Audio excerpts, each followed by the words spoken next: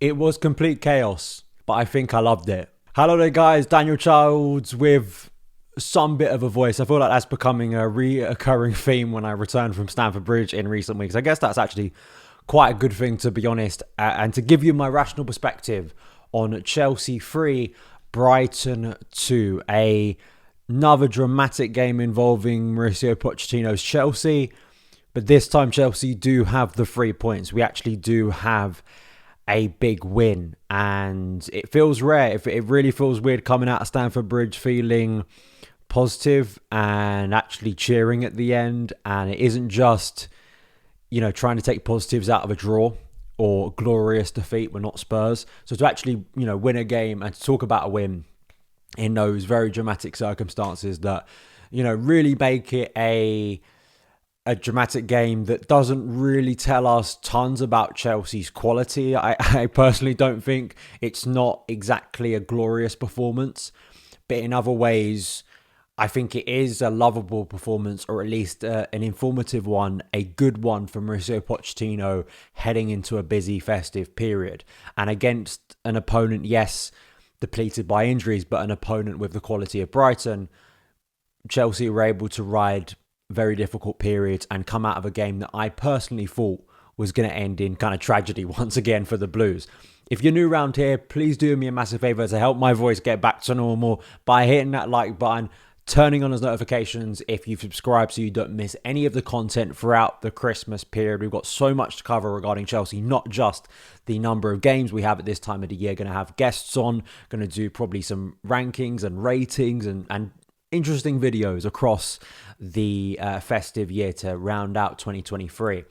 So these are my thoughts, and a lot of the drama, I think it's best to start at the end, right? A lot of the post-match drama is once again about officiating. When is it not this season regarding Premier League officials, their incompetence, VAR, and either team, sometimes in cases a lot now, both teams feel that they've been robbed. Now, I'm going to try as best as I can to put my objective hat on here and not just go biased towards Chelsea. I can understand, looking back at the highlights, reflecting on it, why Brighton fans feel aggrieved. And part of it has to do with a wider trend regarding Chelsea of just the lack of discipline that once again nearly cost Chelsea today. We cannot just sweep that under the rug. That is a massive problem. But then also the penalty for Mykhailo Mudryk. And again, this sense that Premier League officials are inconsistent, their decision-making doesn't make a lot of sense, things seem to change, rules even seem to change, interpretations of those rules seem to change on a weekly basis. Now, on this show before, I have criticised officials even if a decision has gone in Chelsea's favour, and I think I'm quite fair on that aspect. Even if it leads to Chelsea winning a game, I will sit here and comfortably admit that bad officiating has helped Chelsea. I really will. I'm not someone who just, is blind to it. And that is absolutely the case with Moises Caicedo. Caicedo seemed to be on a 10-15 minute rampage where he wanted to either take a Brighton player out or get himself sent off. That's a discipline problem from a Chelsea point of view that I'll get into. But then also from a Brighton point of view, where is the consistency? Because Conor Gallagher was shown a second yellow earlier in the game for similar fouls. So I understand that. On the Mudryk penalty, all right, it's not stonewall, so I can understand from a clear and obvious, but what even does that mean anymore? I have to say, even watching the replay, and I'm again trying to be objective here, I understand that there'll be people screaming at me from a non-Chelsea perspective saying, how can you not see that that's an awful decision by VAR and also by Craig Pawson to give the penalty? But I have to say, I can understand why the decision of it not being a penalty originally was overturned. I think Milner panics. I think it's not just the arm on the shoulder. I think it's also a second contact, which is kind of a tangle of legs, where, to be honest, if Milner does nothing, Mudryk gives away the chance because his touch into the box was so bad and it allowed Jason Steele to pick up the ball. So Milner didn't have to do much in that situation. And I think, from Brighton fan and look back at that again, I can understand, why they're annoyed in one aspect, but then also maybe looking at James Milner, why did you have to even give a decision to the officials at that moment? I think there is enough there to take Mudryk, who is rapid, off his feet and to the ground. And as I say, I understand that will some people will be absolutely baffled that I've come to that conclusion. That's just, my opinion. And you're entitled to disagree with it. I do think Mudryk should have been doing a lot better with his final touch there. But I also think Milner, when you, a bit like I'm going to have a go at some Chelsea players, when you put yourself in that situation and you make contact, it's not the case that every contact is a foul, but I think it wasn't just the first one where if the first one was the only thing that took Mudryk out, I can understand. It's the fact that he goes in again. The tangle of legs, I think, is what gives Chelsea the penalty in the end. And obviously, it's a crucial moment. But the game is absolutely mental. I mean, it's crazy to me looking back that Chelsea were actually 2-0 up in this game at one point. And, even when Chelsea went 2 goals up early on, and I thought we had a really, really good start to the game. I don't buy De Zerbi. Maybe he's annoyed at this point. Brighton did not better Chelsea for nearly 100, over 100 minutes of this game. They just simply did not. In the first period of the game, Chelsea, I'd say for the first half, Chelsea were significantly better than Brighton. I thought the way we pressed them, I thought the way it was kind of effectively a 4-1-4-1. You had Caicedo sitting in front of the defence. You had Enzo, Gallagher, Raheem Sterling and McCallum, Mudryk, and then Nicholas Jackson really pressing Brighton up, but then also being able to counter and not kind of fall for the Brighton trick of kind of baiting the press and play around that press at times and then be able to counter on them. And once again, those kind of wide players really being instrumental for Chelsea's ability to build up and get round defences. And also scoring from set pieces. I mean, that's something that is a bit of a rarity. And I thought Benoit Badiashile, who was wonderful today, obviously had a hand in creating the first. Enzo Fernandez, massive moment for him to score. And then Levi obviously proving a real threat against the club he was on loan with last season. And it's just nice to see that for all the tactical kind of complexities we speak about in the game, it is quite nice that Chelsea are utilising corners and set pieces in that way. I mean, we've been woeful at defending them in recent weeks, and we conceded another from a corner today. But in the case of actually utilising them to the best of their ability to use the strength and aerial height or just threat we have, massive. 2 goals up, feeling good. An 8 and a 26 scoring at Stamford Bridge. I tweeted this. It feels a little bit of a rarity. It hasn't happened for a very long time. But I have to say, I turned to my brother who I go to games with at Stamford Bridge, and I said, how are Chelsea going to mess this up? And they tried to prove me right. And, that in itself is a real concern to me. The drop-off between that first period and the second half of the first half that then led to a situation that seemed like it was doomed for Chelsea is unacceptable. It really is. And, I think it's a psychological thing where Chelsea players seem to not only retreat and stop doing the good things that they were doing, it's the lapses in concentration and self-inflicted wounds that this team has that are unbearable to experience as a supporter. But then you have to question, what are the messages that are being given to Pochettino that mean they have these lapses in concentration? I don't just want to put it down to inexperience. It also is something leadership-wise, and the discipline once again was atrocious from Chelsea players. Conor Gallagher getting himself sent off in that situation. I've watched it back again. I think it is a second yellow card. What are you doing? I could have a go at Raheem Sterling for his lack of tracking back, really hurting Chelsea, and eventually Pochettino had to address it in the second half. But in the case of Gallagher, like I said with Reece James, it's the same thing again. Your team is in a difficult moment. They're still 2-1 up in this situation. What we don't need is to go down to 10 men and the momentum to completely shift, and for you to, as the captain on the day, to put your team under even more stress. Again, it's reflective of, some people have put it down to selfishness within the group. You could put it down to naivety, with some players being young and given that experience and then not having enough know-how in these situations to deal with game state and to know that you don't go flying in at that moment.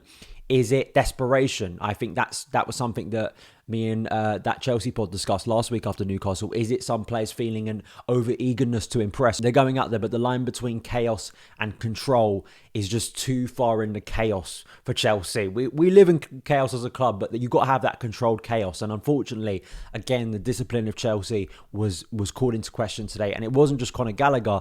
It was then Moises Caicedo in the second half, who probably should have seen a second yellow. And there was a period where I thought Enzo Fernandez may have gotten himself into some trouble as well.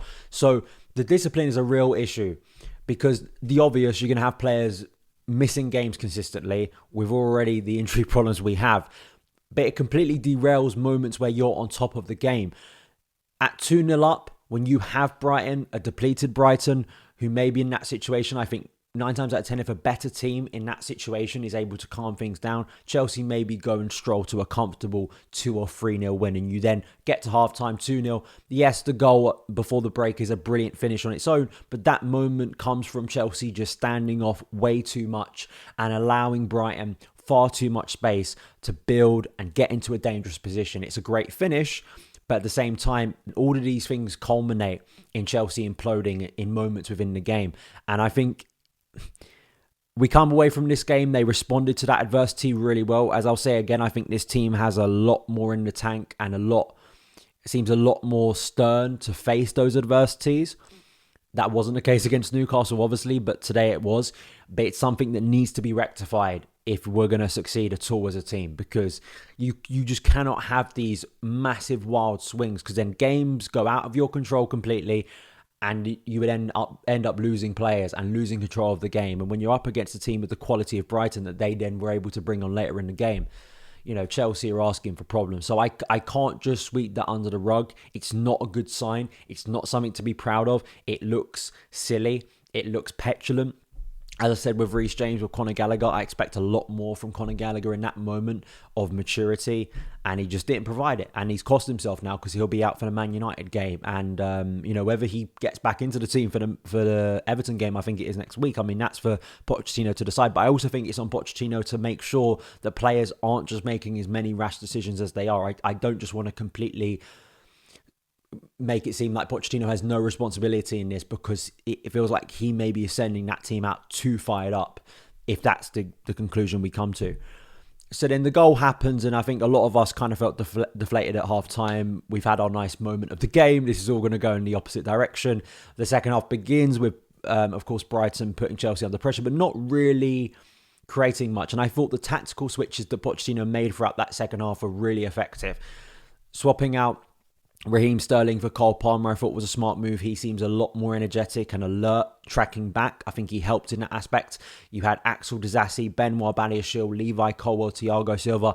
I all thought were excellent on a day as a back four, but then becoming more of a back five and having to retreat. Some of the last-ditch tackles, some of the decision-making, the physicality, standing up to Brighton's quality, I thought was exceptional, really. And I think it needs to be credited, and that's why in my poll that I put up on my community page, it's mostly defenders other than Enzo Fernandez, because from an attacking point of view, there weren't many standout candidates, if we're being completely honest, and that's what makes this game quite weird. So then you have that counter-attacking opportunity where this is where Mudryk should be at his best, on a transition opportunity, and probably why Mudryk started instead of Cole Palmer. And that's where, we get to the penalty. I've spoken about the penalty.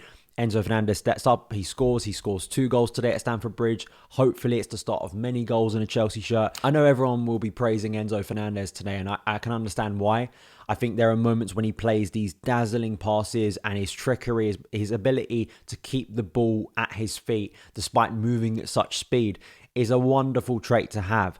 And the stats so far this season prove that Enzo Fernandez is a really effective player, or at least is playing the passes you'd want him to. I still think my issue with Enzo is there still are a few times where it's almost a contradiction with him as a player.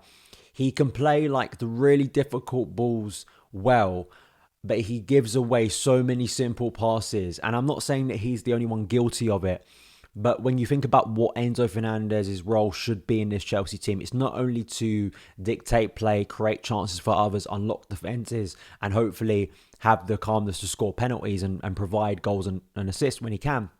It's also to be, I hate to use this word, but it's the only word that comes up, a metronome, someone who's safe on the ball. That's what he should provide, even if there are concerns about maybe the other side of his game and why Chelsea maybe feel like they need more cover in that area in central midfield, even with Moises Caicedo.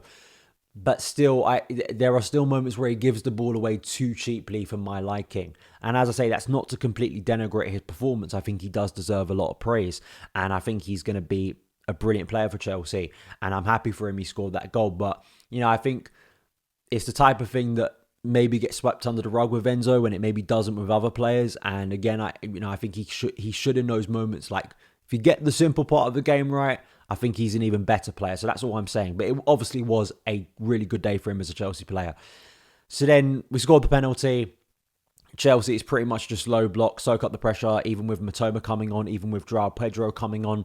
Really, we limited them to very few good opportunities when you think about it. The 2 goals, one of them comes from a header, from a corner. You have 10 minutes added on. That was really frustrating because I did feel if Chelsea could just get to halfway through that really long 10-minute added on, I thought Chelsea would win the game. And it sort of felt like when they scored, it was only going to lead one way. And then eventually we got right to the end where it seemed like the mess of Craig Paulson initially giving a penalty, it felt like to me, and then going to VAR and overturning it, all of the drama there. But then we left with a drop ball that didn't seem to make a lot of sense. It was absolute chaos. The game ends. Brighton feel aggrieved. Chelsea are relieved. I mean, it's a big 3 points, and it really is. Chelsea have beaten Brighton twice so far this season. Something that maybe is something to celebrate because, you know, Brighton are a very good team. Objectively, I think they are. It's not to say that they're our biggest rivals. This was a conversation we had with Ryan Edsett pre-game. I don't think they are as big of a rivals, but there is a narrative around these 2 clubs that are obvious that does kind of heat things up. And because of the nature of the game, the weather, the moments within the game, and the sense that Chelsea haven't been able to win ugly, that's kind of the biggest thing I can take away from this game. I've watched Man United, who I think are a dreadful football team, who we ironically play next, win games where they've been pretty atrocious.